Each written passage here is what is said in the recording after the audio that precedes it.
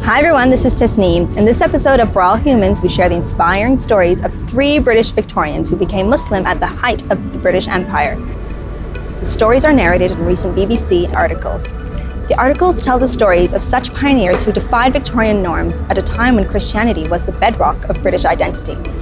The first convert we'll talk about is William Henry Quilliam, who became fascinated with the Islamic faith and adopted the name of Abdullah after his conversion to Islam. Quilliam, who was brought up as a Methodist, embraced Islam and described his new faith as reasonable and logical, and that it did not contradict his personal beliefs. In 1887, Quilliam established England's first mosque in Liverpool, which opened on Christmas Day and hosted educational classes covering a wide range of subjects. The mosque also included a museum and a science laboratory. Queen Victoria ordered Quilliam's pamphlet titled Faith of Islam, which introduced the Islamic faith to the general population and was further translated into 13 languages. In 1894, Quilliam was appointed as Sheikh al-Islam of the British Isles, a title reflecting his leadership in the British Muslim community.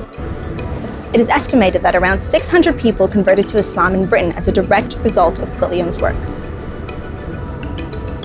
Quilliam said on Islam and the British Empire, "When we consider that Islam is so much mixed up with the British Empire and the many millions of Muslim fellow subjects who live under the same rule, it is very extraordinary that so little should be generally known about this religion, and consequently, the gross ignorance of the masses on the subject allows them to be easily deceived and their judgment led astray."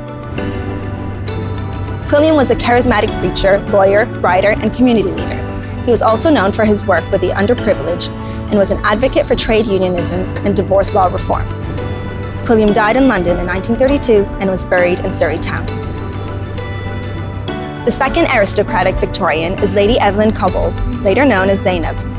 Lady Evelyn was born in Edinburgh, Scotland in 1867, the daughter of the 7th Earl of Dunmore. She spent her childhood winters in North Africa, where she had been inspired by the spiritual Muslim way of life. But there, she said, I learned to speak Arabic, and my delight was to escape my governess and visit the mosque with my Algerian friends, and unconsciously, I was a little Muslim at heart. It was only when she visited Italy with a friend and went to see the Pope, who asked her if she was Catholic, that she replied saying she was Muslim. Nevertheless, she claimed she had been Muslim all her life, and there was no intrinsic moment she converted. She later wrote in her memoirs, I am often asked when and why I became a Muslim. I can only reply that I do not know the precise moment when the truth of Islam dawned upon me. It seems that I have always been a Muslim. In 1933, at the age of 65, she announced her conversion and became the first Western woman to make the Hajj pilgrimage. She penned a best-selling book, Pilgrimage to Mecca, detailing her experience. Her book, Pilgrimage to Mecca, is the first Hajj account by an English woman, and her diary also is the oldest record of a trip to Hajj. She died in 1963 at the age of 96. She left instructions that her gravestone on a hill in remote Inverness in Scotland bear the words, Allahun nur as-samawati wal ard, which translates as, Allah is the light of the heavens and the earth. Roland Allinson Wynne, better known as Lord Headley, is the third Victorian Muslim we'll talk about in this video. He would have been the first Muslim to sit in the House of Lords had he taken the position due to him when he became the 5th Baron Headley in 1913. Instead, that same year, he converted to Islam and became Sheikh Rahmatullah al-Farouk. 1 year later, in 1914, Lord Headley became head of the British Muslim Society. He was educated at Westminster and Trinity College at Cambridge. After graduating from college, he was engaged in educational and civil engineering works.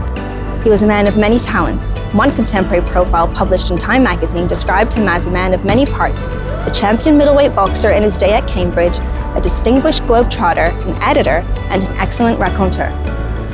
He was also one of the earliest exponents of what we know today as martial arts. In 1890, Lord Headley co-wrote one of the earliest manuals on self-defense called Broadsword and Singlestick, before going on to write one of the first modern guides to boxing. Lord Headley was the author of several books on Islam, including A Western Awakening to Islam and 3 Great Prophets of the World. He made the Hajj pilgrimage to Mecca in 1923. Lord Headley died in England in June 1935, and his final request to his son was that he be buried in an Islamic cemetery.